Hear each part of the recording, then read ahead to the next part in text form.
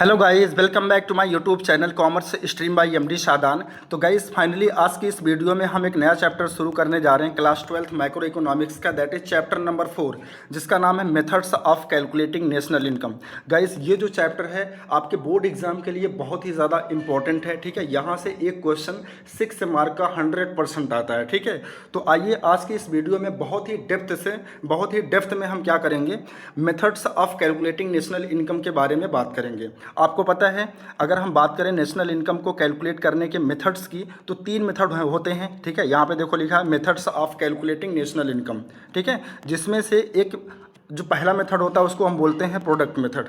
ठीक है, दूसरा जो मेथड होता है उसको बोलते हैं इनकम मेथड, और जो थर्ड मेथड होता है उसको बोलते हैं एक्सपेंडिचर मेथड। ठीक है, देखो गाइस इनके अदर नेम्स भी हैं, तो गाइस मैं आपसे रिक्वेस्ट कर रहा हूँ कि इनके अदर नेम भी आप क्या करोगे, याद करके रखोगे, क्योंकि बहुत बार एग्जाम में इनका अदर नेम भी पूछ लिया जाता है, या फिर आगे चल के आप जब CUT का एग्ज़ाम दोगे तो वहाँ पे इनके अदर नेम भी पूछ लिए जाते हैं। ठीक है, तो देखो अगर हम बात करें प्रोडक्ट मेथड की, तो इसका जो अदर नेम है उसको वैल्यू एडेड मेथड कहते हैं। ठीक है, तो प्रोडक्ट मेथड हो गया और जो वैल्यू एडेड मेथड हो गया, ये ज़्यादा फेमस है।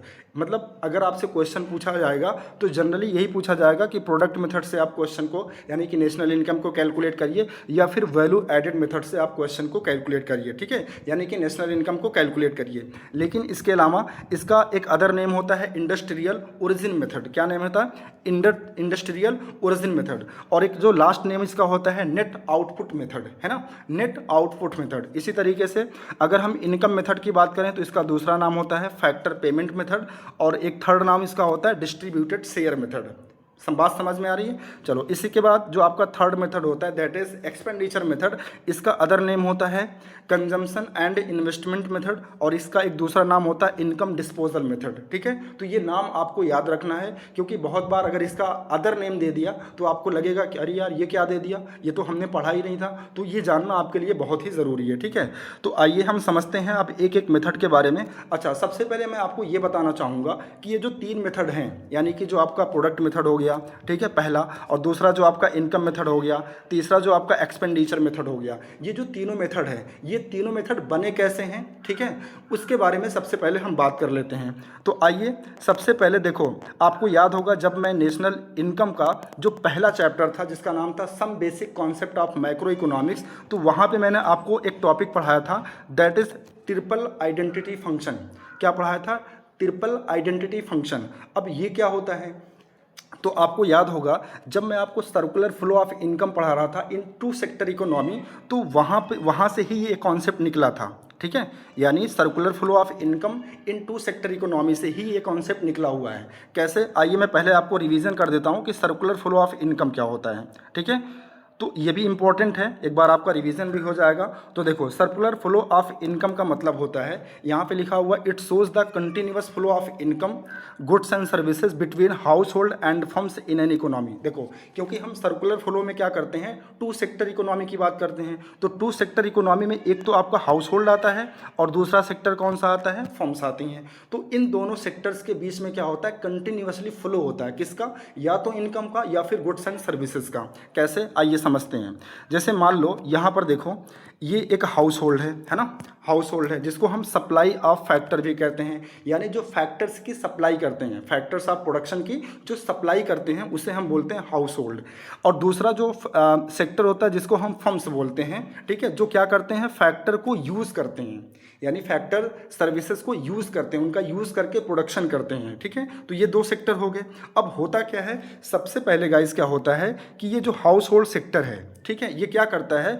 फर्म्स को, यानी जो प्रोड्यूसिंग यूनिट होती हैं, उन्हें अपनी फैक्टर सर्विसेज प्रोवाइड कराते हैं। सर फैक्टर सर्विसेज का मतलब क्या? जैसे लैंड हो गया, लेबर हो गया, कैपिटल हो गया, एंटरप्रेन्योर हो गया, 4 तरह की फैक्टर सर्विसेज होती हैं। तो हाउस होल्ड क्या करता है? ये फैक्टर सर्विसेज किसको प्रोवाइड कराते हैं? प्रोड्यूसिंग यूनिट्स को, यानी कि फर्म्स को, है ना।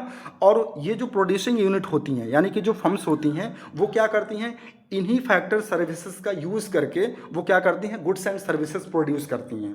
क्या करती हैं, गुड्स एंड सर्विसेज प्रोड्यूस करती हैं। तो अगर हम बात करें तो देखो यहाँ पे सबसे पहला जो फेज निकल के आ गया वो क्या आ गया, प्रोडक्शन। कैसे, देखो हाउस होल्ड क्या करता है, अपनी फैक्टर सर्विसेज देता है, और फर्म्स क्या करती हैं, यानी जो प्रोड्यूसिंग यूनिट होती हैं वो क्या करती हैं, उस फैक्टर सर्विसेज के बदले में या उनका इस्तेमाल करके वो क्या करती हैं, प्रोडक्शन करती हैं। तो पहला फेज निकल के यहाँ से क्या आ गया, प्रोडक्शन फेज। प्रोडक्शन फेज में क्या होता है कि जो फर्म्स होती हैं, यहाँ देखो लिखा है firms produce goods and services using the factors, यानी जो फैक्टर्स होते हैं, फैक्टर्स ऑफ सर्विसेज होती हैं या फैक्टर ऑफ प्रोडक्शन होते हैं, उनका यूज़ करके प्रोड्यूसिंग यूनिट क्या करती हैं, प्रोडक्शन बनाती हैं, है ना, मतलब ये प्रोडक्शन करती हैं। तो पहला फेज यहाँ पे क्या निकल के आ गया, प्रोडक्शन। अच्छा, इसके बाद क्या होता है सर, इसके बाद क्या होता है, अब देखो ये जो हाउस होल्ड है, ये जो भी अपनी फैक्टर सर्विसेज प्रोवाइड कराते हैं किसको, फर्म्स को।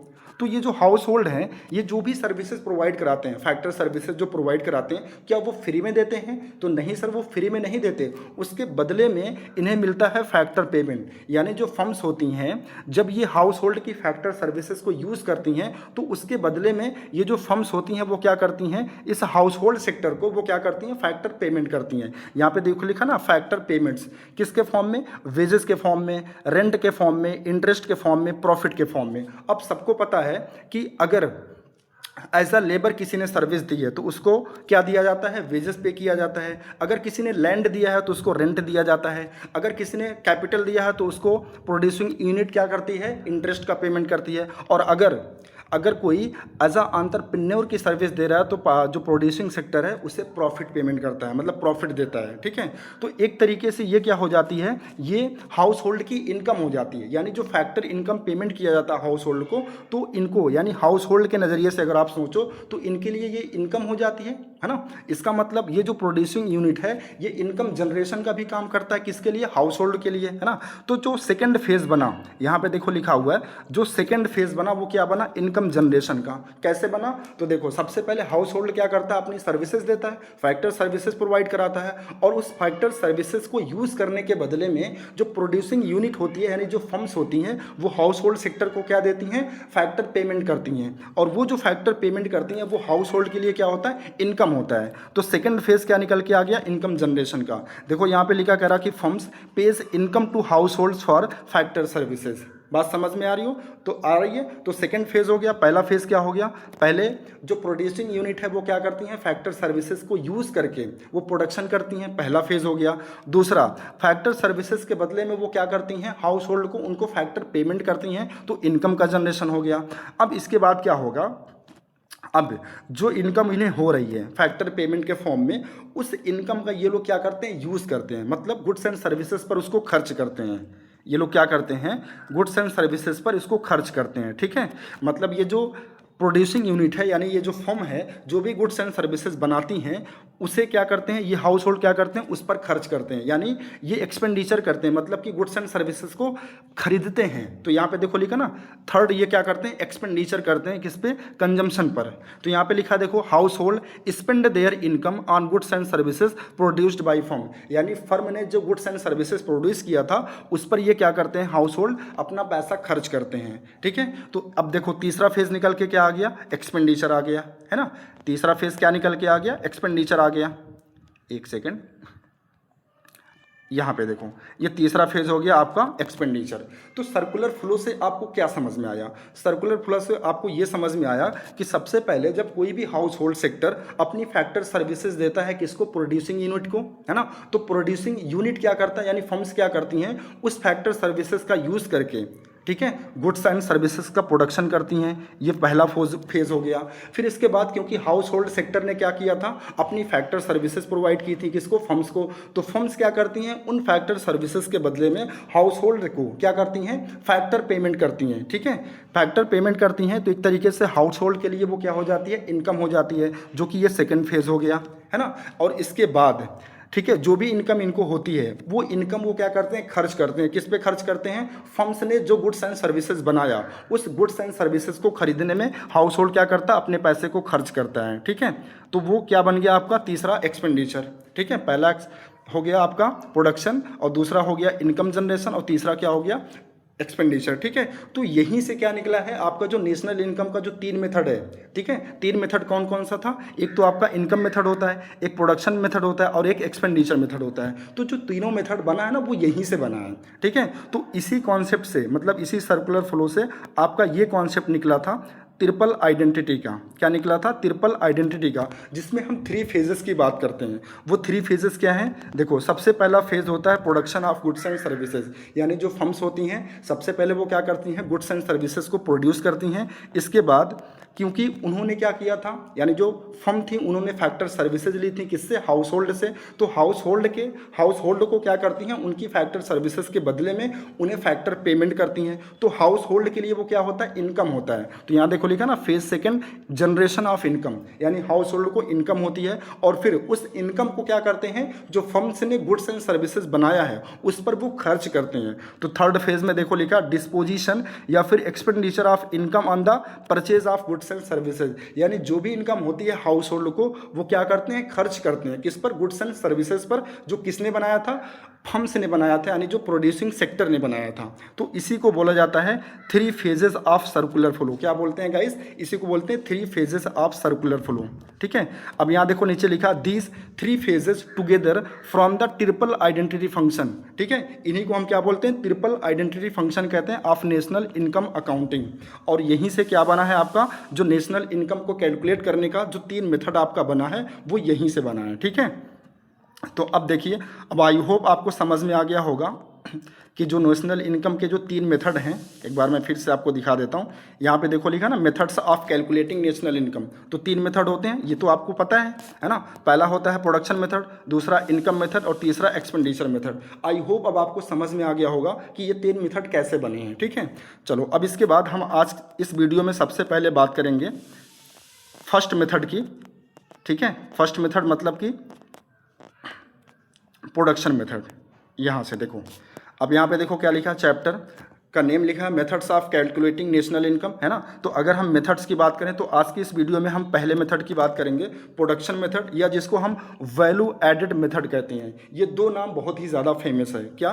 एक तो प्रोडक्शन मेथड या तो वैल्यू एडेड मेथड। चलिए, अब इस मेथड से क्वेश्चन को कैसे सॉल्व करेंगे, तो इसके लिए कुछ स्टेप्स मैं आपको बताऊँगा। वो स्टेप्स आप ध्यान से सुनोगे और समझोगे। अगर एक बार स्टेप्स आपको समझ में आ गए तो इस मेथड से जितने भी क्वेश्चन आपको मिलेंगे, ठीक है, किसी भी बुक का आप उठा लेना, किसी भी रेफरेंस बुक का उठा लेना या एनसीईआरटी का उठा लेना, हर क्वेश्चन आपसे इजीली बन जाएंगे, ठीक है। तो सर बताइए, स्टेप्स बताइए। आइए देखो, इस मेथड में सबसे पहला स्टेप होता है identify the production units in the economy. देखो, अगर हम अपने इकोनॉमी की बात करें, यानी भारत की जो इकोनॉमी है, तो उसमें जो प्रोडक्शन यूनिट है, ठीक है, या अगर हम प्रोडक्शन करने वाले जो सेक्टर्स होते हैं, डिफरेंट जो सेक्टर्स होते हैं जहां पर प्रोडक्शन होता है, तो बेसिकली उसको 3 सेक्टर में डिवाइड किया गया है ना। आपको पता होगा हमारे देश में एक सेक्टर होता है प्राइमरी सेक्टर, और एक होता है सेकेंडरी सेक्टर, और एक होता है टर्सरी सेक्टर, ठीक है। तो सबसे पहले हमें यही आइडेंटिफाई करना होता है। क्या आइडेंटिफाई करना होता है? कि हमारी इकोनॉमी में जो डिफरेंट 3 सेक्टर होते हैं, यानी कि प्राइमरी सेक्टर, सेकेंडरी सेक्टर और टर्सरी सेक्टर, इनको हम आइडेंटिफाई करते हैं, ठीक है। और आइडेंटिफाई करने के बाद हर एक सेक्टर का, यानी प्राइमरी सेक्टर का, ठीक है, और सेकेंडरी सेक्टर का और टर्सरी सेक्टर का, इनका हम निकाल लेते हैं वैल्यू ऑफ आउटपुट। सर, ये वैल्यू ऑफ आउटपुट क्या होता है? यानी हर एक सेक्टर ने कितना गुड्स एंड सर्विसेज बनाया है, उसकी क्या वैल्यू है जिसको वो मार्केट में बेचेंगे। आइए इसको मैं एक एग्जाम्पल से समझाता हूँ, ठीक है। इसको मैं आपको एक एग्जांपल से समझाता हूँ, आपको और अच्छे से समझ में आया। देखो, सबसे पहला काम क्या होता है हमारा, पहले स्टेप में देखो, हम सबसे पहले क्या करते हैं, इकोनॉमी को 3 पार्ट में डिवाइड कर देते हैं, है ना, ठीक है। 3 सेक्टर में बेसिकली डिवाइड कर देते हैं। एक होता है प्राइमरी सेक्टर, दूसरा होता है सेकेंडरी सेक्टर, और तीसरा होता है आपका टर्सरी सेक्टर, ठीक है। फिर इसके बाद हर एक सेक्टर का हम क्या निकालते हैं? वैल्यू ऑफ आउटपुट निकालते हैं। देखो यहाँ पे एरो लिखा है ना, हम हर एक सेक्टर का क्या निकालते हैं? वैल्यू ऑफ आउटपुट निकालते हैं। वैल्यू ऑफ आउटपुट का मतलब होता है कि आपने कितना गुड्स एंड सर्विसेज बनाया है, ठीक है, उसकी क्या वैल्यू है जिसको आप मार्केट में सेल करोगे यानी बेचोगे। तो जो भी वैल्यू ऑफ आउटपुट होता है जब हम उसमें से माइनस कर देते हैं किसको, वैल्यू ऑफ इनपुट्स को। सर वैल्यू ऑफ इनपुट्स का क्या मतलब होता है, तो वैल्यू ऑफ इनपुट्स का मतलब होता है जो रॉ मटेरियल आपने यूज़ किया था गुड्स एंड सर्विसेज को बनाने के लिए। भाई आपको पता है जब हम या कोई भी मैन्युफैक्चरर गुड्स एंड सर्विसेज को प्रोड्यूस करता है तो उसके लिए सबसे पहले क्या चाहिए, वैल्यू ऑफ इनपुट चाहिए, यानी कि रॉ मटेरियल चाहिए, है ना भाई। रॉ मटेरियल से तो हम कोई भी फाइनल गुड्स बनाते हैं।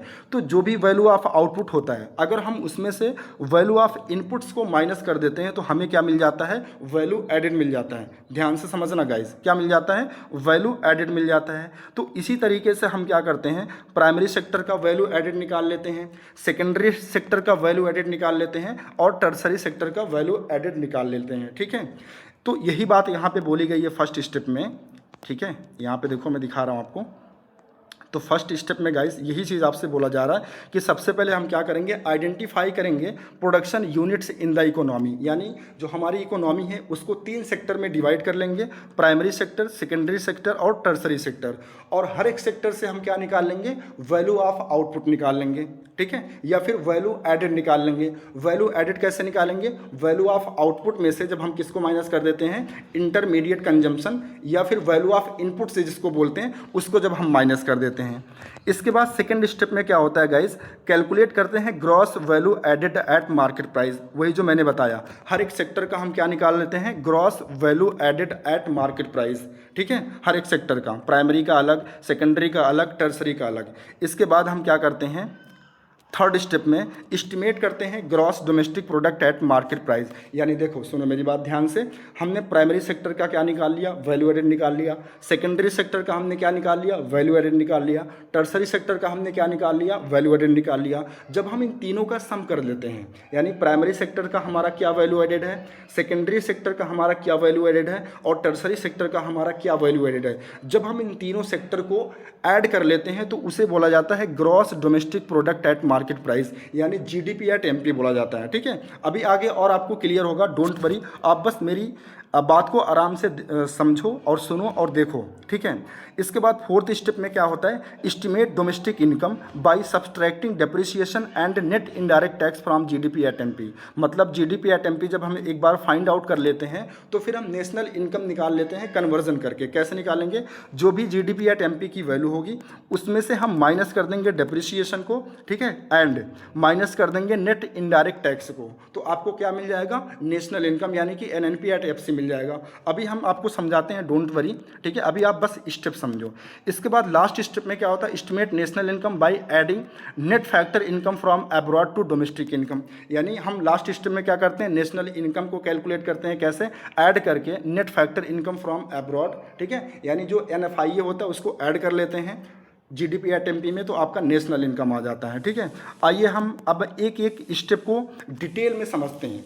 देखो जैसे पहले स्टेप में मैंने क्या कहा, पहले स्टेप में मैंने ये बताया कि सबसे पहले इकोनॉमी को हम 3 पार्ट में डिवाइड कर देते हैं, यानी कि 3 सेक्टर में डिवाइड कर देते हैं, प्राइमरी, सेकेंडरी और टर्सरी। अब ये प्राइमरी, सेकेंडरी, टर्सरी आपको पता होगा, लेकिन फिर भी मैं रिवीजन के तौर पर आपको एक बार फिर से समझा देता हूँ। ठीक है, तो देखो यहाँ पे लिखा ना, स्टेप नंबर 1, इसमें हम क्या करते हैं, identification and classification of production unit. ठीक है, फिर लिखा to simplify estimation all production units located within a domestic territory are classified in distinct sector based on the type of economic activity performed by them. यानी हम क्या करते हैं, सबसे पहले हमारी डोमेस्टिक टेरिटरी पर जो 3 सेक्टर होते हैं, प्राइमरी, सेकेंडरी और टर्सरी, उनकी इकोनॉमिक एक्टिविटी के बेस पर हम उन्हें क्लासिफाइड कर लेते हैं। ठीक है, मतलब अभी हम आपको ये भी बताएंगे कौन सा प्राइमरी में आएगा, कौन सा सेकेंडरी में आएगा और कौन सा टर्सरी में आएगा। आगे कह रहा कि this classified the sector into primary, secondary and tertiary. ये तो मैंने आपको बता ही दिया है ना। चलो इसके बाद देखो यहाँ पे लिखा है classification of sector based on economic activities. मतलब ये जो 3 सेक्टर होते हैं, प्राइमरी, सेकेंडरी और टर्सरी, इनको इकोनॉमिक एक्टिविटीज़ के बेस पर क्लासिफाइड किया जाता है। ठीक है, तो सबसे पहले अगर हम बात करें प्राइमरी सेक्टर की, किसकी बात कर रहे हैं, प्राइमरी सेक्टर की, तो देखो इसमें लिखा हुआ है this sector produce goods by exploiting natural resources. यानी नेचुरल रिसोर्सेज से हम जो चीज़ें क्या करते हैं, एक्सप्लॉइटिंग करते हैं या एक्सप्लॉइट करते हैं, सच एज वाटर, जैसे हमने वाटर निकाला, लैंड है, फॉरेस्ट हो गया, माइंस हो गया, एक्सेट्रा, है ना। इसमें कर आगे करा कि it includes agriculture and its allied industries such as fishing, mining, forestry etcetera. This sector provides basic raw material to the secondary sector. मैं एक लाइन में समझा रहा हूँ। प्राइमरी सेक्टर का मतलब होता है जो चीज़ें हम नेचुरल रिसोर्सेज से निकालते हैं, जो नेचर से हम निकालते हैं, ठीक है। जैसे इसमें एग्रीकल्चर आ गया, है ना, क्रॉपिंग वगैरह जो करते हैं वो आपका हो गया, या फिर फिशिंग हो गया, ठीक है, जो अलाइड इंडस्ट्रीज होती हैं, फिशिंग हो गया, माइनिंग हो गया, फॉरेस्ट्री हो गया। तो यहाँ से जो चीज़ें हम निकालते हैं ना, मतलब यहाँ से जो हम प्रोडक्शन करते हैं उसको हम किस में डालते हैं, प्राइमरी सेक्टर में डालते हैं, ठीक है। मतलब एग्रीकल्चरल करके जो हम क्रॉप उगाते हैं उसको हम किस में डालेंगे, प्राइमरी सेक्टर में, ठीक है। मतलब जो नेचर से निकल रहा है, इसमें फिशिंग आ गया, माइनिंग आ गया, फॉरेस्ट्री आ गया, वाटर आ गया, ये सब किसका पार्ट होता है, प्राइमरी सेक्टर का पार्ट होता है। और इसमें एक बहुत खूबसूरत लाइन लिखी है, देखो यहाँ कह रहा है दिस सेक्टर प्रोवाइड्स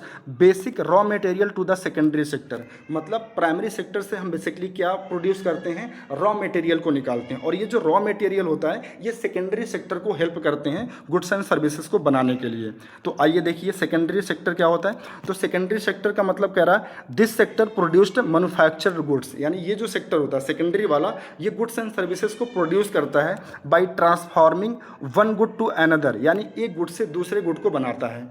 जैसे स्मॉल लार्ज स्केल इंडस्ट्रीज हो गई, कंस्ट्रक्शन वाली इंडस्ट्री हो गई, इलेक्ट्रिसिटी जनरेशन हो गया, वाटर सप्लाई हो गया। This sector depends on the primary sector for basic raw material. मतलब जो सेकेंडरी सेक्टर होता है ये बेसिकली डिपेंड होता है किस पर, प्राइमरी सेक्टर पर। अगर प्राइमरी सेक्टर ना हो तो सेकेंडरी का कोई भी एग्जिस्टेंस नहीं है ना। तो प्राइमरी सेक्टर से जो भी रॉ मटेरियल निकलते हैं उसी रॉ मटेरियल की हेल्प से, ठीक है, सेकेंडरी सेक्टर में क्या होता है, गुड्स एंड सर्विसेज प्रोड्यूस की जाती हैं। मतलब अलग अलग इंडस्ट्री लगाई जाती हैं जहाँ पे प्रोडक्शन होता है, कंस्ट्रक्शन का काम होता है जहाँ पे, इलेक्ट्रिसिटी जनरेशन का काम होता है, वाटर सप्लाई का जहाँ पे काम होता है, ठीक है। तो यहाँ पे जो प्रोडक्शन होता है रॉ मटेरियल की हेल्प से, यानी एक गुड्स से जब हम दूसरे गुड्स को बनाते हैं, मतलब बेसिकली हम जब रॉ मटेरियल से उसको फिनिश्ड स्टॉक में कन्वर्ट करते हैं तो उसको बोलते हैं सेकेंडरी सेक्टर, ठीक है। चलो इसके बाद आपका होता है टर्सरी सेक्टर। अब टर्सरी सेक्टर क्या कह रहा है, this sector provides useful services to the above mentioned two sector. यानी जो ऊपर के दो सेक्टर हैं, यानी कि प्राइमरी सेक्टर हो गया, सेकेंडरी सेक्टर हो गया, इनको बेसिकली हेल्प करने का काम करता है कौन सा, टर्सरी सेक्टर। जैसे ट्रेड हो गया या फिर कॉमर्स करना, ट्रेड एंड कॉमर्स करना। अब जैसे मान लो हमने गुड्स तो बना लिया लेकिन उसे बेचना है, मान लो हम यूपी से बिलोंग करते हैं, उसे महाराष्ट्र बेचना, तो कैसे जाएगा, मतलब वो ट्रेड कैसे होगा, ट्रांसपोर्टेशन के थ्रू। तो जो ट्रांसपोर्टेशन वाली एक्टिविटी है वो किस में आती है, वो आती है टर्सरी सेक्टर में। अब मान लो हमको पेमेंट लेना है तो बैंकिंग, नेट बैंकिंग के थ्रू पेमेंट हो जाता है, मतलब फ़ोन पे हो जाता है, गूगल पे हो जाता है। तो ये जो फ़ोन पे है, मतलब ये जो नेट बैंकिंग वाली फैसिलिटी है, ये भी किसका पार्ट होता है, टर्सरी सेक्टर का पार्ट होता है। तो बेसिकली टर्सरी सेक्टर का मतलब होता है जो पहला सेक्टर, यानी जो प्राइमरी सेक्टर होता है, जो सेकेंडरी सेक्टर होता है, उनको रन करने में, उनको आगे वर्क करने में हेल्प करता है, ठीक है, टर्सरी सेक्टर। चलो इसमें देखो क्या आता है, ट्रेड एंड कॉमर्स आता है, कम्युनिकेशन आता है, ठीक है, ट्रांसपोर्टेशन आता है, और लीगल सर्विसेज आती हैं, एजुकेशन आता है। तो ये सारी क्या सर्विसेज हैं, ये टर्सरी सर्विसेज हैं, ठीक है। ये क्या करती हैं, आप प्राइमरी और सेकेंडरी को हेल्प करती हैं। अब यहाँ लिखा these three sectors together contribute to the production of goods and services in the economy. और ये तीनों सेक्टर क्या करते हैं, इकोनॉमी के लिए, इकोनॉमी की जीडीपी के लिए क्या करते हैं, कंट्रीब्यूशन करते हैं। बहुत बड़ा कंट्रीब्यूशन होता है इन तीनों सेक्टर का, है ना, ये बात आपको पता भी होगी। चलो तो पहला स्टेप आपको समझ में आ गया। इसके बाद मैंने क्या बताया था कि हर एक सेक्टर का हम क्या करेंगे, वैल्यू एडेड निकाल लेंगे। और वैल्यू एडेड का फॉर्मूला मैंने बताया कि वैल्यू ऑफ आउटपुट में से जब हम वैल्यू ऑफ इनपुट्स को माइनस कर देते हैं तो हमारा क्या आ जाता है, वैल्यू एडेड, ठीक है। तीसरी बात, जब हम हर एक सेक्टर का, जैसे मान लो हमने प्राइमरी सेक्टर का क्या निकाल लिया, वैल्यू एडेड निकाल लिया, सेकेंडरी सेक्टर का हमने क्या निकाल लिया, वैल्यू एडेड निकाल लिया। इसी तरीके से हमने टर्सरी सेक्टर का क्या निकाल लिया, वैल्यू एडेड निकाल लिया। जब हम तीनों सेक्टर के वैल्यू एडेड को ऐड कर लेते हैं तो उसको बोलते हैं सिग्मा GVA। सिग्मा का मतलब क्या होता है, टोटल, और GVA का मतलब होता है gross value added at market price, है ना। तो हमने क्या किया, वैल्यू एडेड निकाला। अब जब वैल्यू एडेड तीनों सेक्टर का ऐड कर लेंगे तो उसको बोलते हैं GVA एट MP, यानी gross value added at MP। और इसी को बेसिकली हम क्या बोलते हैं, GDP एट MP बोलते हैं। यानी सिग्मा GVA@MP जो होता है इसी को हम बोलते हैं GDP@MP, ठीक है। और जब एक बार हम GDP@MP को फाइंड आउट कर लेते हैं, ठीक है, तो स्टेप 4 में हम क्या करते हैं, GDP@MP की हेल्प से हम नेशनल इनकम यानी कि NNP@FC निकाल लेते हैं कन्वर्जन करके। अब देखो जैसे मान लो हमने GDP@MP निकाल लिया, अब हमको फाइनली निकालना क्या है, नेशनल इनकम निकालना है, तो इसका हम कन्वर्जन कर लेंगे। कैसे, देखो यहाँ पर MP है, यहाँ पर FC है, या शुरू से देखो यहाँ पर G है, G का मतलब ग्रॉस होता है, और यहाँ पे पहला लेटर क्या है, N का मतलब नेट होता है। इसका मतलब हमें ग्रॉस से नेट पे जाना है, तो ग्रॉस में 5 लेटर होते हैं और नेट में 3 लेटर होते हैं। तो अगर हम 5 से 3 पर जाएंगे तो क्या करेंगे, माइनस करेंगे, और ग्रॉस और नेट के बीच के डिफरेंस को क्या बोलते हैं, डेप्रिसिएशन, तो माइनस का डेप्रिसिएशन हो जाएगा। इतना समझ में आया। इसके बाद सेकंड है DP और यहाँ पे है NP, यानी हमको डोमेस्टिक प्रोडक्ट से नेशनल पे जाना है, ठीक है। तो DP से पहला लेटर ले लो D और NP से पहला लेटर ले लो N। ये मैं आपको बहुत अच्छे से सिखाया हूँ। चलो इसके बाद अब यहाँ देखो हमें क्या करना, D से N पे जाना है, तो कैसे जाएंगे, प्लस करके जाएंगे, क्योंकि N D के बाद आता है, और डोमेस्टिक और नेशनल के बीच के डिफरेंस को क्या बोलते हैं, NFIA, net factor income from abroad बोलते हैं। तो यहाँ पे प्लस का NFIA हो जाएगा, ठीक है, ये समझ में आया। इसके बाद तीसरा यहाँ पे देखो MP लिखा हुआ है, यहाँ पे FC लिखा हुआ है, तो MP में पहला लेटर क्या है, M, और FC में पहला लेटर क्या है, F, है ना। तो यम से आप कहाँ चले जाओ, यफ पे चले जाओ, तो यफ जो है यम से पहले आता है, इसका मतलब माइनस करना पड़ेगा, और मार्केट प्राइस और फैक्टर कॉस्ट के बीच के डिफरेंस को क्या बोलते हैं, NIT। तो यहाँ पे देखो NIT को माइनस किया गया है। तो एक बार जब आप GDP@MP निकाल लोगे ना, तो कन्वर्जन करके आप NNP@FC निकाल लोगे। और कन्वर्जन कैसे किया जाता है ये लास्ट चैप्टर में मैंने बहुत अच्छे से आपको समझाया, बहुत डेप्थ में मैंने आपको समझाया है, ठीक है, तो समझ में आ गया। चलो इसके बाद कुछ और इम्पॉर्टेंट बातें हैं वो मैं आपसे कर लेता हूँ।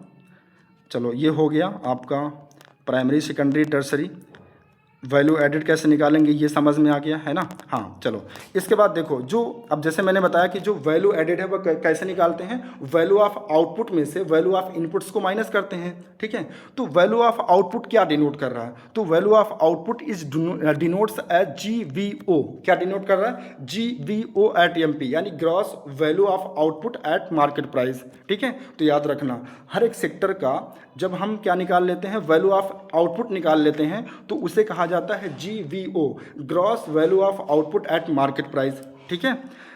इसके बाद यहाँ लिखा है कि sometime sales is calculated. देखो बहुत बार क्वेश्चन में जो सेल्स है ना वो नहीं दिया रहता है, तो हमें उसे कैलकुलेट करना पड़ता है। तो कैसे करेंगे, तो देखो इसका एक फार्मूला होता है प्राइस पर यूनिट, यानी जो भी गुड्स हम सेल कर रहे हैं, एक गुड का प्राइस कितना है और कितनी क्वांटिटी हम सेल कर रहे हैं, कितना आउटपुट हम सोल्ड कर रहे हैं। तो जब हम प्राइस का मल्टीप्लाई कर देते हैं आउटपुट सोल्ड से में, तो हमें क्या मिल जाता है, सेल्स मिल जाता है, ठीक है। तो याद रखना ये फार्मूला हमेशा आपको क्वेश्चन में सेल्स दिया नहीं रहेगा, बहुत बार ऐसा होगा सेल्स निकालना पड़ेगा, तो इस फार्मूले के थ्रू निकाल लीजिएगा, ठीक है।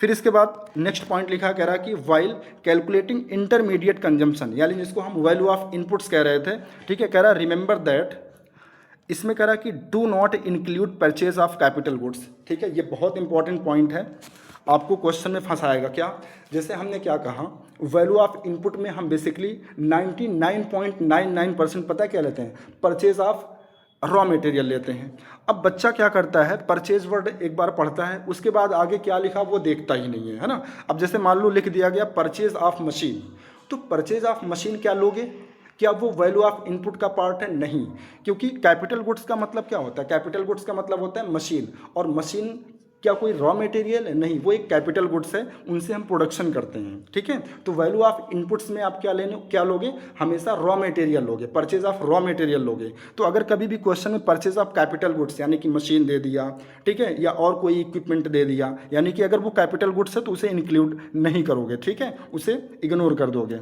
फिर इसके बाद लिखा purchase of raw material includes, यानी परचेज ऑफ रॉ मटेरियल में क्या आता है, देखो एक तो डोमेस्टिक परचेज आता है। डोमेस्टिक परचेज का मतलब होता है हम अपनी इकोनॉमी में जो गुड्स बेच रहे हैं, इकोनॉमी में हम गुड्स किसको बेचते हैं, देखो ध्यान से सुनना मेरी बात, एक तो हम क्या कर सकते हैं, हाउस होल्ड को बेचते हैं, है ना, हम अपनी इकोनॉमी में हाउस होल्ड सेक्टर को गुड्स बेचते हैं, या फिर गवर्नमेंट को बेचते हैं, ठीक है, या फिर किसी अदर फर्म को बेचते हैं। तो अगर हम हाउस होल्ड को बेचें, गवर्नमेंट को बेचें यानी सरकार को बेचें, या किसी अदर फर्म को बेचें, ठीक है, देश के अंदर इकोनॉमी के अंदर यानी कि डोमेस्टिक टेरिटरी पर, तो इसको बोलते हैं डोमेस्टिक परचेज।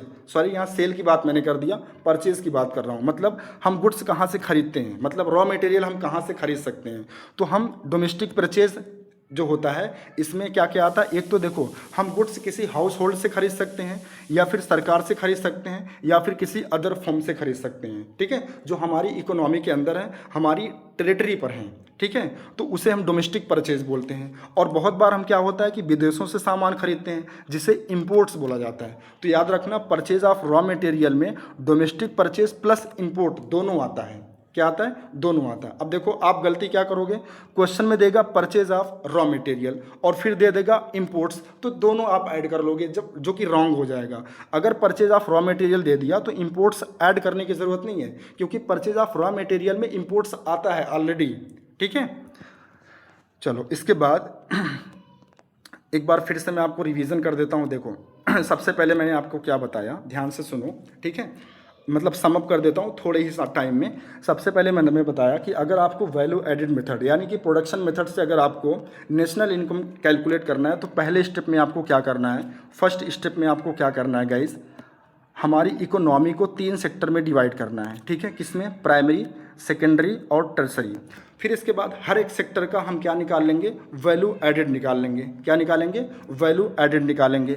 और वैल्यू एडेड निकालने का फॉर्मूला क्या होगा, वैल्यू ऑफ आउटपुट में से माइनस कर देंगे वैल्यू ऑफ इनपुट्स को, ठीक है।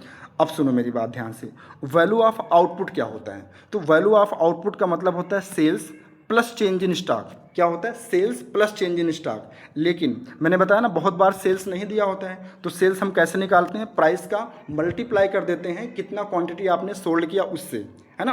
तो अगर सेल्स नहीं दिया तो प्राइस इंटू क्वांटिटी हो जाएगा। अब हम सेल करते कहाँ कहाँ हैं, देखो एक तो हम सेल करते हैं सेल्स टू हाउस होल्ड, या फिर हम सेल करते हैं सरकार को यानी कि गवर्नमेंट को, और या तो हम किसी अदर फर्म को सामान बेचते हैं, ठीक है।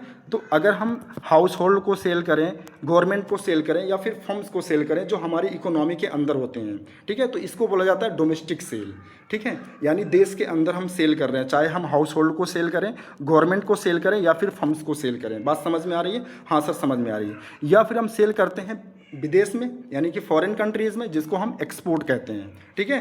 तो सेल का मतलब क्या होता है, डोमेस्टिक सेल प्लस एक्सपोर्ट्स। याद रखना डोमेस्टिक सेल में क्या आएगा, हाउस होल्ड को अगर हमने सेल किया, गवर्नमेंट को सेल किया, फर्म्स को सेल किया, इन तीनों को ऐड करके हम क्या बोलते हैं, डोमेस्टिक सेल बोलते हैं। और अगर हमने फॉरेन कंट्रीज़ में सेल किया तो उसको बोलते हैं एक्सपोर्ट्स। तो सेल्स का मतलब क्या होगा, डोमेस्टिक सेल प्लस एक्सपोर्ट्स, ठीक है। इसके बाद जो भी हमने सेल किया उसमें जब हम ऐड कर देते हैं प्लस चेंज इन स्टॉक को, ठीक है। चेंज इन स्टॉक का मतलब क्या होता है, तो चेंज इन स्टॉक का मतलब होता है closing stock minus opening stock, या जिसको हम अनसोल्ड गुड्स कहते हैं, ठीक है।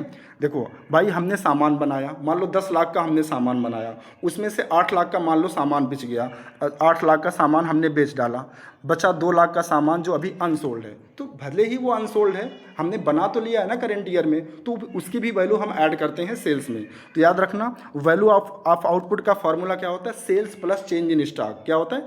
Sales plus change in stock, याद रखना। चलो इसके बाद अगर हम बात करें वैल्यू ऑफ इनपुट्स की, तो वैल्यू ऑफ इनपुट का मतलब होता है जितने भी नॉन फैक्टर इनपुट्स होते हैं। देखो एक होता है फैक्टर इनपुट, फैक्टर इनपुट का मतलब लैंड, लेबर, कैपिटल, एंटरप्रेन्योर, तो उसको यहाँ पर नहीं लेना है, ठीक है। वैल्यू ऑफ इनपुट में आपको बेसिकली क्या लेना, नॉन फैक्टर इनपुट्स को, जिसमें 99.99% आपका क्या आएगा, रॉ मटेरियल आएगा, यानी कि परचेज ऑफ रॉ मटेरियल आएगा। यानी अगर हम किसी भी गुड्स को प्रोड्यूस करने के लिए कोई भी रॉ मटेरियल परचेज कर रहे हैं, या किसी भी गुड्स को प्रोड्यूस करने के लिए कुछ खर्चा कर रहे हैं, एक्सपेंडिचर कर रहे हैं, छोटा मोटा खर्चा कर रहे हैं, जो आप पीएल अकाउंट में दिखाते हो। अगर कॉमर्स के बच्चे हैं आप, अगर ये वीडियो देख रहे हैं तो आपको पता होगा जितने भी खर्चे आप पीएल अकाउंट के डेबिट साइड में दिखाते हैं, वो सारे खर्चे भी यहाँ नॉन फैक्टर इनपुट में इंक्लूड किए जाते हैं। लेकिन एक चीज़ मैंने बताया था कि आपको सावधानी बरतनी है, क्या कि बहुत बार नॉन फैक्टर इनपुट में या फिर जो वैल्यू ऑफ इनपुट्स होता है, क्योंकि उसमें परचेज ऑफ इनपुट्स आते हैं, है ना, परचेज ऑफ रॉ मटेरियल आता है, तो बहुत बार आपको दे देगा कैपिटल एक्सपेंडिचर, ठीक है। कैपिटल एक्सपेंडिचर मतलब परचेज ऑफ मशीन दे दिया, परचेज ऑफ ट्रैक्टर दे दिया, तो उसको इंक्लूड नहीं करना, याद रखना, वो कैपिटल गुड्स होता है, ठीक है। अच्छा इसके बाद अगर हम परचेज की बात करें, परचेज वर्ड का मतलब क्या होता है, मैं एक बार बता दिया हूँ, फिर से बता रहा हूँ। परचेज का मतलब मैंने बताया था, एक तो आपकी डोमेस्टिक परचेज होती है। डोमेस्टिक परचेज का मतलब होता है जो हम अपनी इकोनॉमी के अंदर के लोगों से लेते हैं। किससे किससे? जैसे हमने परचेज किया फ्रॉम हाउस होल्ड, या फिर फ्रॉम गवर्नमेंट, सरकार से हमने खरीदा, या फिर फ्रॉम किसी अदर फर्म से हमने कोई भी रॉ मटेरियल परचेज किया। तो अगर इन 3 लोगों से हम सामान खरीदते हैं, किसी भी हाउस होल्ड से या फिर सरकार से या फिर किसी अदर फर्म से, तो इसको बोलते हैं डोमेस्टिक परचेज। ठीक है। और बहुत बार हम क्या होता है विदेशों से सामान खरीदते हैं, यानी जो रॉ मटेरियल है वो हम विदेश से खरीदते हैं, तो उसको हम बोलते हैं इम्पोर्ट्स। ठीक है। तो परचेज का मतलब क्या होगा, डोमेस्टिक परचेज प्लस इम्पोर्ट, याद रखना। ठीक है। चलो इसके बाद यहाँ पे देखो लिखा है change in stock is also known as, कभी कभी देखो क्वेश्चन में ऐसे लिखा रहेगा डेल्टा इन स्टॉक। डेल्टा मतलब जिसको हम कहते हैं चेंज इन स्टॉक। तो चेंज इन स्टॉक का मतलब क्या होता है, मतलब इस तरीके से आपको क्वेश्चन में लिखा हुआ मिल सकता है। या फिर चेंज इन स्टॉक का एक फार्मूला होता है closing stock minus opening stock. मतलब आपके क्वेश्चन में क्लोजिंग स्टॉक दिया होगा, ओपनिंग स्टॉक दिया होगा, तो क्लोजिंग में से ओपनिंग को माइनस कर लेंगे तो आपको क्या मिल जाएगा, चेंज इन स्टॉक। या बहुत बार आपको क्वेश्चन में अनसोल्ड गुड्स दिया है। अनसोल्ड गुड्स का मतलब वही जो आपका क्लोजिंग स्टॉक है उसमें से जब आप ओपनिंग स्टॉक को माइनस कर देंगे तो अनसोल्ड गुड्स आ जाएगा। ठीक है। तो ये सब याद रखिएगा, अदरवाइज क्वेश्चन में आ गया पता चला आपको ये लगे कि अरे ये क्या चीज़ आ गई है ना। हाँ ये देखो बहुत इंपॉर्टेंट है, कभी कभी ये लाइन भी आपको लिखी हुई मिल सकती है, excess of closing stock over opening stock. ठीक है। तो वही बात हो गई, excess of closing stock over opening stock मतलब closing stock minus opening stock. ठीक है। लेकिन लैंग्वेज थोड़ा सा बदल के लिख देगा, excess of closing stock over opening stock. ठीक है। ओके गाइस, इसके बाद देखिए आगे लिखा हुआ intermediate consumption is also known as, या जिसको वैल्यू ऑफ इनपुट मैंने कहा था उसी को इंटरमीडिएट कंजम्पशन के नाम से भी जाना जाता है। तो इसमें क्या क्या आता है, ठीक है। जैसे मान लो क्वेश्चन में दे दिया परचेज ऑफ रॉ मटेरियल, ठीक है, तो ये भी इंटरमीडिएट कंजम्पशन होगा। कभी कभी क्वेश्चन में purchase of single use producer goods लिखा रहता है। भाई कोई भी रॉ मटेरियल है, अगर उसको हमने एक बार इस्तेमाल कर लिया तो क्या उसी सेम रॉ मटेरियल को हम दोबारा इस्तेमाल कर सकते हैं, नहीं। इसीलिए उसको बोला जाता है purchase of single use producer goods. ठीक है। ठीक है। चलो इसके बाद नेक्स्ट है purchase of non factor inputs. ये बात मैंने पहले ही बता दिया, जितने भी नॉन फैक्टर इनपुट्स होते हैं, ठीक है, तो जो आपका रॉ मटेरियल होता है ये भी नॉन फैक्टर इनपुट होता है। या जैसे मान लो इलेक्ट्रिसिटी बिल है, भाई प्रोडक्शन करने के लिए इलेक्ट्रिसिटी बिल भी तो लगता है ना। हमने सैलरी पेमेंट किया, ये भी नॉन फैक्टर इनपुट है। तो मैंने क्या बताया, एक तो रॉ देखो 99.99% क्या आएगा आपका जो क्या कहते हैं परचेज ऑफ रॉ मटेरियल में, वो आएगा परचेज ऑफ रॉ मटेरियल ही आएगा, यानी पहले वाला ही आएगा। लेकिन क्वेश्चन है आ भी सकता है purchase of non factor input, याद रखिएगा, जिसमें आपका इलेक्ट्रिसिटी बिल हो गया, सैलरी हो गया, तो ये सारी चीज़ें भी आती हैं। ठीक है। मतलब वो फैक्टर इनपुट्स ना हो। चलो अब एक बार मैं क्रिस्प समरी, यानी सारी बातें अब तक जो मैंने, कितना टाइम हो गया देखो 36 मिनट हो गया, जो 36 मिनट में मैं आपको पढ़ाया वो मैं आपको 5 मिनट में एक बार फिर से रिवाइज़ कराता हूँ। ठीक है। अगर ये 5 मिनट आपने देख लिया ना तो भी आपसे हर क्वेश्चन लग जाएगा। ठीक है। देखो सबसे पहले क्या होता है, हमें क्या निकालना होता है, GVA एट MP, यानी gross value added at market price, ये निकालना होता है। ठीक है। और GVA एट MP इसके बराबर पता क्या होता है, GVO एट MP होता है। ठीक है। GVO एट MP, देखो GVA एट MP इसका फुल फॉर्म होता है gross value added at market price, और GVO एट MP का मतलब होता है gross value of output at market price. ठीक है। तो जो GVO एट MP होता है, इसमें से जब हम माइनस कर देते हैं इंटरमीडिएट कंजम्पशन को, तो आ जाता है gross value added at market price. ठीक है। चलो फिर इसके बाद मैंने बताया क्या आपको कि जो ग्रॉस वैल्यू ऑफ आउटपुट होता है, gross value of output at market price होता है। ठीक है। यानी वैल्यू ऑफ आउटपुट की बात करें तो इसका फॉर्मूला मैंने बताया sales plus change in stock, है ना। और सेल्स का मतलब क्या होता है, तो सेल्स का मतलब होता है एक तो डोमेस्टिक सेल, डोमेस्टिक सेल में क्या आएगा, sales to household, sales to government और सेल्स टू अदर फर्म्स। ठीक है। और एक्सपोर्ट्स आ गया। अब देखो बहुत बार अब बच्चे क्या गलती करते हैं, या आप बच्चे क्या गलती करोगे, जैसे मान लो क्वेश्चन में सेल दे दिया, उसमें एक्सपोर्ट्स भी दे देगा, तो आप सेल भी लोगे एक्सपोर्ट्स भी ले लोगे, गलत हो जाएगा। क्योंकि सेल में एक्सपोर्ट ऑलरेडी, मतलब सेल में क्या आता है, डोमेस्टिक सेल प्लस एक्सपोर्ट दोनों आता है। तो अगर सेल दे दिया तो इसके बाद अगर ये चारों चीज़ों में से कुछ भी दे दे तो उसको इंक्लूड नहीं करना है। हाँ अगर सेल नहीं दिया है, इनमें से कुछ दिया है तो आप उसको ऐड करोगे। बात समझ रहे हो? हाँ सर समझ में आ रही है। चलो इसके बाद चेंज इन स्टॉक का मतलब क्या होगा, क्लोजिंग स्टॉक माइनस का ओपनिंग स्टॉक। ठीक है। इसी को हम इन्वेंट्री इन्वेस्टमेंट भी कहते हैं, याद रखना, इन्वेंट्री इन्वेस्टमेंट भी कहते हैं।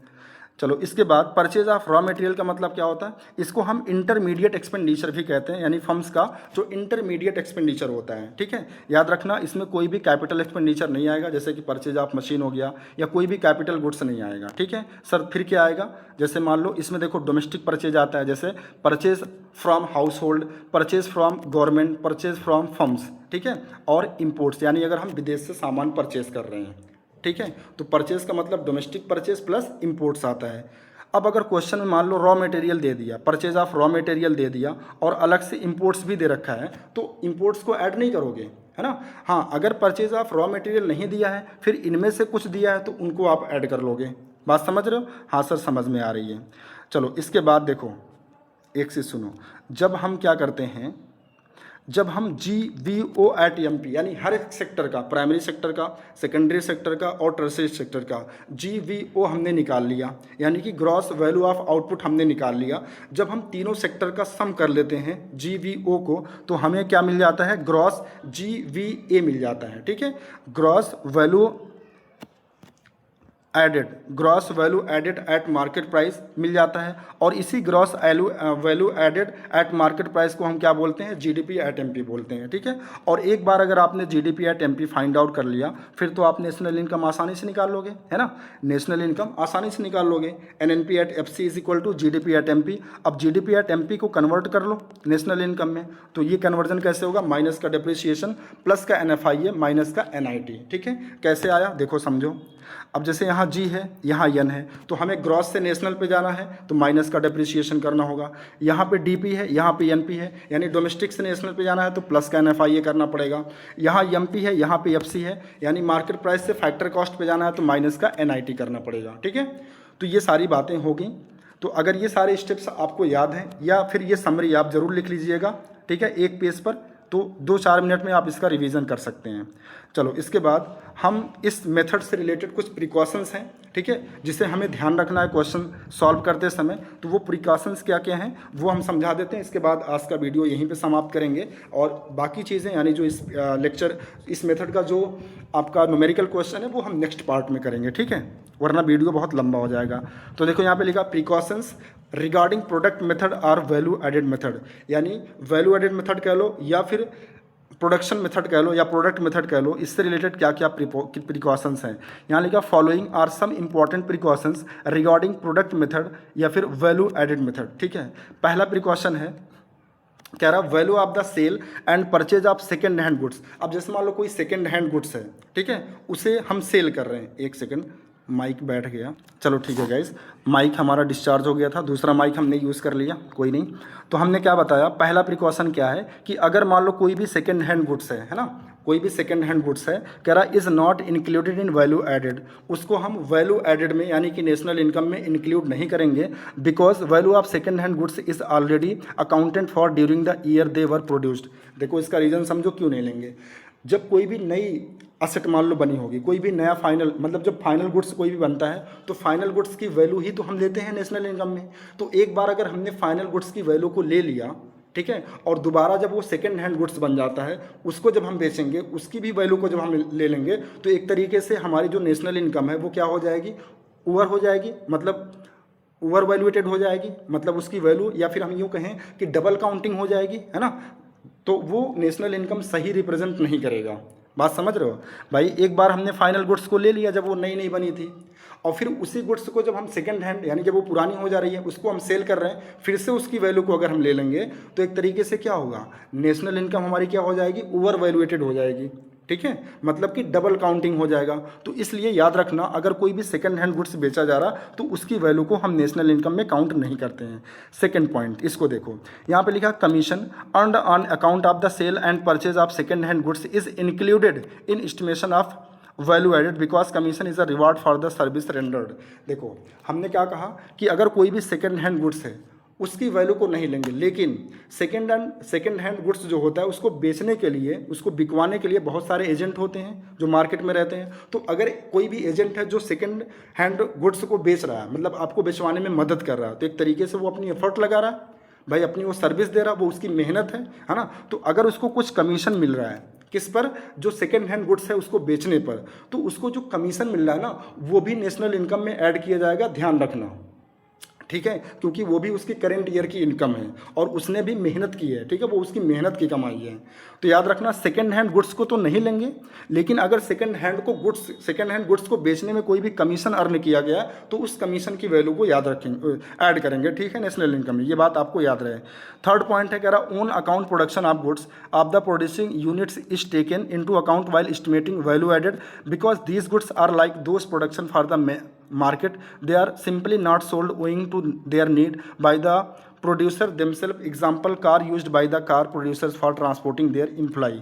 अब यहाँ एक एग्जांपल दिया, जैसे इसमें कह रहा है कि जो गुड्स हम अपने सेल्फ कंजम्पशन के लिए यूज़ कर लेते हैं, मान लो कोई कंपनी है, कोई फैक्ट्री है, उसने गुड्स बनाए, जैसे यहाँ पे एग्जांपल लिया गया है कि कोई भी कार की इंडस्ट्री है, वो कार बनाती है, क्यों? उसे बेचने के लिए। लेकिन मान लो उसने एक कार अपने यूज़ के लिए, मतलब अपने यूज़ के लिए उसको ट्रांसपोर्टिंग के लिए, मतलब जैसे कार को ले जाना पड़ता है ना, एक जगह से दूसरे जगह ले जाना पड़ता है, तो अगर हम दूसरे का ट्रांसपोर्ट यूज़ करते हैं तो उसका हमें भाड़ा देना पड़ेगा। तो कंपनी ने क्या किया, अपनी ही कंपनी से एक कार निकाल लिया अपने यूज़ के लिए, ट्रांसपोर्टिंग के लिए निकाल लिया, ठीक है। तो अगर वो अपने सेल्फ कंजम्पशन के लिए निकाला है तो उसकी भी जो वैल्यू होगी वो ऐड की जाएगी नेशनल इनकम में, क्योंकि वो भी करंट ईयर में प्रोड्यूस की गई है। बात समझ रहे हो? दूसरा एग्जाम्पल दे रहा हूँ, ठीक है। जैसे मान लो एक फार्मर है, उसने 100 kg क्रॉप उगाया, एक फार्मर है 100 kg उसने क्रॉप उगाया। अब मान लो उसमें से 10 kg वो निकाल लिया अपने सेल्फ कंजम्पशन के लिए, बाकी 90 kg मार्केट में बेच दिया। तो जो 90 kg मार्केट में बेचा उसकी वैल्यू तो नेशनल इनकम में ली ही जाएगी, लेकिन जो 10 kg उसने अपने सेल्फ कंजम्पशन के लिए यूज़ किया वो भी ली जाएगी, क्योंकि अगर वो मान लो 10 kg अपने सेल्फ कंजम्पशन के लिए ना लेता तब भी वो तो जाता ना मार्केट में ख़रीदता, भाई उसकी वैल्यू तब भी कुछ ना कुछ निकल के आती। तो जो भी वैल्यू या जो भी मतलब जो भी प्रोडक्शन कर रहा है, ठीक है भाई, जो भी देश में प्रोडक्शन कर रहा है, तो अगर उसने जितना भी प्रोडक्शन किया उसमें से अगर वो अपने सेल्फ कंजम्पशन के लिए कुछ निकाल ले रहा है, ठीक है, तो उसकी भी वैल्यू नेशनल इनकम में काउंट की जाती है। ये बात याद रखिएगा, ठीक है। चलो इसके बाद फोर्थ पॉइंट है, imputed value of production for self consumption is taken into account again because these goods are like those produced for market. Example, wheat produced and consumed by the farming family themself. वही बात जो मैंने अभी बताई कि अगर मान लो कोई फार्मर है, उसने व्हीट प्रोड्यूस किया और उसमें से कुछ तो बेच दिया मार्केट में और कुछ क्या किया अपने सेल्फ कंजम्पशन के लिए, अपनी फैमिली के लिए निकाल लिया। तो जो उसने अपने सेल्फ कंजम्पशन के लिए निकाला है ना, उसकी भी वैल्यू नेशनल इनकम में काउंट की जाएगी, क्योंकि वो भी करंट ईयर में प्रोड्यूस की गई है, उसकी भी वैल्यू रही होगी, ठीक है। तो याद रखिएगा ये बात। पाँचवा जो प्रिकॉशन है वो कह रहा है कि value of intermediate goods is not included. ये तो बात बिल्कुल सही है, क्योंकि जब हमने आपको पहले भी बता रखा था कि नेशनल इनकम में हम किसकी वैल्यू लेते हैं, फाइनल गुड्स की वैल्यू लेते हैं, ना कि इंटरमीडिएट्स लेते हैं। और इंटरमीडिएट गुड्स से ही क्या बनता है, फाइनल गुड्स बनता है। तो जब हम फाइनल गुड्स ले ही रहे हैं तो फाइनल गुड्स में ऑलरेडी इंटरमीडिएट गुड्स की वैल्यू इंक्लूडेड होती है। तो अगर हम अगेन इंटरमीडिएट गुड्स की भी वैल्यू ले लेंगे तो डबल काउंटिंग हो जाएगी, है ना, और हमारी जो नेशनल इनकम है वो ओवर वैल्यूएटेड हो जाएगी। तो याद रखना, अगर इंटरमीडिएट गुड्स है उसकी वैल्यू हम नेशनल इनकम में नहीं लेंगे, ठीक है। 6 प्रिकॉशन है, कह रहा है imputed rent on the owner occupied house is also taken into account because all houses have rental value no matter these are self occupied या फिर रेंटेड आउट, ठीक है। इसका मतलब क्या है समझो एग्जाम्पल से। जैसे मान लो एक डॉक्टर है, उसको एक क्लिनिक खोलनी थी, ठीक है, तो क्लिनिक खोलने के लिए एक स्पेस चाहिए। अब उसने क्या किया, ये जो स्पेस है ये एक तो वो रेंट पे ले सकता था मार्केट में, जहाँ पे उसको क्लिनिक खोलना है तो उसका रेंट देना पड़ता, लेकिन इसने क्या किया, मार्केट में मान लो इसका ये स्पेस खुद का था और इसी स्पेस में इसने अपना क्लिनिक खोल लिया। तो इसका कोई रेंट तो देना नहीं है, लेकिन सोचो अगर ये रेंट पे लेता तो रेंट देना पड़ता। तो एक तरीके से मैं ये कह सकता हूँ कि ये जो स्पेस उसका खुद का है, इसका कुछ ना कुछ तो रेंट बनेगा ही। तो एक तरीके से मैं ये कह रहा हूँ कि ये अपने आप को ही रेंट दे रहा है, क्योंकि ज़मीन उसकी खुद की है। तो इसका मतलब रेंट दूसरे को तो नहीं दे रहा, लेकिन अपने आप को ही वो क्या कर रहा है, रेंट देगा, क्योंकि इसकी कुछ ना कुछ वैल्यू होती है। भाई अगर ये जो स्पेस है अगर ये किसी को रेंट पे दिया जाता तो इससे रेंट मिलता, उसकी कोई वैल्यू आती, लेकिन इसने क्या किया, उसी में यानी इसका जो अपना खुद का ज़मीन है उसी में इसने क्लिनिक खोल लिया। तो इसका मतलब ये अपने आप को ही रेंट दे रहा है, तो इसको बोलते हैं इम्प्यूटेड रेंट, ठीक है। तो याद रखना, अगर कोई भी प्रोड्यूसर हो या फिर जो सर्विस प्रोड्यूस करते हैं, डॉक्टर हो गए, ठीक है, चार्टर्ड अकाउंटेंट हो गए। तो अगर ये लोग क्या करते हैं, अपनी ही ज़मीन में, अपने ही स्पेस में अगर अपना बिजनेस करते हैं, ठीक है, तो उसका भी जो रेंट बनता है मार्केट के हिसाब से कैलकुलेट कर लिया जाता है वो, ठीक है। तो जो भी रेंट बनेगा उसको भी नेशनल इनकम में कैलकुलेट किया जाएगा, तो उसी को बोलते हैं इम्प्यूटेड रेंट, ठीक है। तो आई होप आपको समझ में आ गया होगा। इसके बाद कह रहा है कि services for self consumption are not considered while estimating value added simply because it is difficult to estimate their market value, like for example service of house wife. अब देखो, एक हाउस वाइफ है, वो अपने बच्चों के लिए क्या करती है, खाना बनाती है। तो कोई भी हाउस वाइफ जो अपने बच्चों के लिए खाना बनाती है, तो क्या वो इस पर्पज़ से बनाती है कि अपने बच्चे से हमें कुछ रिटर्न मिलेगा, इसलिए हम उसको खाना खिला रहे हैं बना करके? नहीं, कभी भी नहीं, है ना। मतलब हम अपने घर के लिए, यानी जो घर की महिलाएं होती हैं, जो घर में वो काम करती हैं, वो इसलिए काम नहीं करती हैं कि इसके बदले में कुछ रिटर्न मिलेगा, ठीक है, उसकी कोई मनी वैल्यू मिलेगी, नहीं। वो अपनी फैमिली के लिए करते हैं, ठीक है। वो अपनी फैमिली को, मतलब वो अपनी फैमिली आउट ऑफ लव के लिए वो करते हैं, ठीक है। तो कभी भी अगर कोई भी हाउसवाइफ है, अगर वो सर्विसेज दे रही हैं अपने घर में, तो उनकी वैल्यू को नेशनल इनकम में कैलकुलेट नहीं किया जाएगा, क्योंकि उसकी वैल्यू क्या है ये डिफ़िकल्ट करना, मतलब उसकी वैल्यू को फाइंड आउट करना या कैलकुलेट करना बहुत ही डिफ़िकल्ट होता है कि एक हाउसवाइफ जो सर्विस दे रही है अपने घर में, उसकी क्या मार्केट में वैल्यू होना चाहिए, ये पता लगाना बहुत ही डिफ़िकल्ट है। इसीलिए जो सेल्फ कंजम्पशन के लिए सर्विसेज दी जाती हैं, ठीक है, घर में महिलाओं के द्वारा, उनको हम नेशनल इनकम में काउंट नहीं करते हैं, याद रखना। इसके बाद 8 है, ठीक है, छोड़ो 8 वाला इंपॉर्टेंट नहीं है, इसको छोड़ो, जाने दो। तो ये 7 प्रिकॉशंस आप क्या करिएगा, याद रखिएगा, ठीक है। तो गाइज आई होप आज की इस वीडियो में आपको वैल्यू एडेड मेथड से, ठीक है, जो क्वेश्चन लगाना है, जो क्वेश्चन सॉल्व करना है, या फिर नेशनल इनकम कैसे कैलकुलेट करते हैं, वो सारी चीज़ें आपको समझ में आई होंगी, हर स्टेप आपको समझ में आया होगा। अगर किसी भी स्टेप में किसी भी बच्चे को कोई कन्फ्यूज़न होती है तो प्लीज़ हमें कमेंट करके ज़रूर बताइएगा। मैंने अपनी तरीके से, अपने तरफ से पूरा 100% दिया है आपको समझाने में, ठीक है। आप एक बार नहीं, अगर एक बार में आपको नहीं समझ में आता है तो 2 बार इस वीडियो को देखिएगा। इसके बाद जब गाइज हम नेक्स्ट पार्ट में, यानी कि अपकमिंग वीडियो में, जब हम आपको न्यूमेरिकल करके दिखाएंगे ना इस मेथड से, इतना ईजिली आप न्यूमेरिकल आपसे होगा कि आप सोच नहीं सकते, ठीक है। किसी भी बुक का क्वेश्चन आप उठा लेंगे, चाहे वो रेफरेंस बुक हो या फिर NCERT की बुक हो, हर क्वेश्चन बहुत ही ईजिली सॉल्व हो जाएगा, बशर्ते ये वीडियो आपको समझ में आना चाहिए, ठीक है। जितना मैंने आपको समझाया वो आपके दिमाग में जाना चाहिए, ठीक है। तो बहुत ही ईजी है, आप एक बार वीडियो को देखिए, अच्छे से देखिए, विदाउट स्किप किए हुए। स्किप करके अगर वीडियो को देखेंगे तो भी आपको समझ में नहीं आएगा। बहुत सारे बच्चे क्या करते हैं, वीडियो जब लॉन्ग होता है तो उसको स्किप करते हैं, क्योंकि उनकी आदत होती है वन शॉट वीडियो देखने की, ठीक है। वो चाहते हैं कि थोड़े से समय में हम क्या करें, सारे कॉन्सेप्ट को क्लियर कर लें। नहीं गाइस, अगर आपको अच्छे से कॉन्सेप्ट को समझना है, ठीक है, अच्छी नॉलेज आपको गेन करनी है, तो उसके लिए आपको एक एक पॉइंट अच्छे से समझना पड़ेगा। तो इसी को मैं, मतलब इसी ऑब्जेक्टिव से मैं क्या कर रहा हूँ, वीडियो को बना रहा हूँ, ठीक है, ताकि आपको हर चीज़ें समझ में आए, कहीं पे कोई भी कंफ्यूजन ना रह पाए, ठीक है। तो गाइस आज के लिए बस इतना ही। अगर वीडियो आपको अच्छा लगा हो, ठीक है, कॉन्सेप्ट आपको समझ में आए हो, तो प्लीज़ वीडियो को लाइक एंड शेयर ज़रूर करिएगा। आपके जो दोस्त हैं जो कॉमर्स पढ़ते हैं, ठीक है, या जो इकोनॉमिक्स पढ़ते हैं, उनको ज़रूर ये वीडियो शेयर करिएगा। मिलते हैं आपसे नेक्स्ट वीडियो में नेक्स्ट कॉन्सेप्ट के साथ। देखो, हो सकता है नेक्स्ट वीडियो में हम इसका न्यूमेरिकल क्वेश्चन करें, न्यूमेरिकल ही करेंगे, ठीक है, चलो न्यूमेरिकल ही करेंगे, वरना मैं सोचा था इसके बाद हम इनकम मेथड का जो पूरा स्टेप है वो समझ लेंगे, एक्सपेंडिचर का सारा स्टेप समझ लेंगे, फिर न्यूमेरिकल करेंगे, लेकिन नहीं, इसके बाद हम इस मेथड का न्यूमेरिकल करेंगे, ठीक है। तो मिलते हैं नेक्स्ट वीडियो में guys, thank you so much.